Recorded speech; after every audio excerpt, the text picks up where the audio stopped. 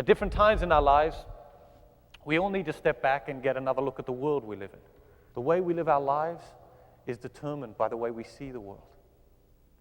How do you see the world? How do you see the world? You see, the great danger is us to fall into the trap of believing that the whole world is like the city we live in. You know, sometimes it's a temptation to fall into the trap of believing that the whole world is like the street we live on. But it isn't. It isn't.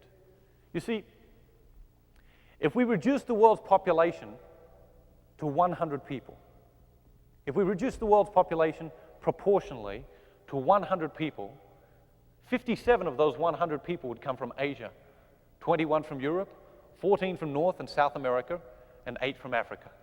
51 would be women, 49 would be men.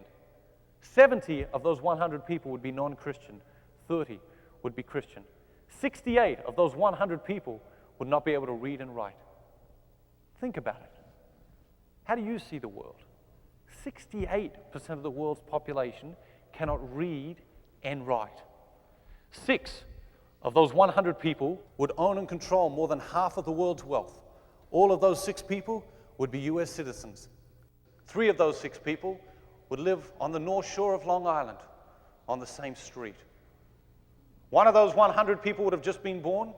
1 of those 100 people would be just about to die. And only 1 of those 100 people would have been to college. How do you see the world? Maybe in your world, everyone goes to college. But on planet Earth, 1 in 100 people. How do you see the world? Because the way we see the world determines the way we live our lives. 1/3 of the world's population is dying from lack of bread. 2 billion people hungry today just for bread. 1/3 of the world's population is dying from lack of justice. And 1/3 of the world's population is dying from overeating. How do you see the world? How do you see the world?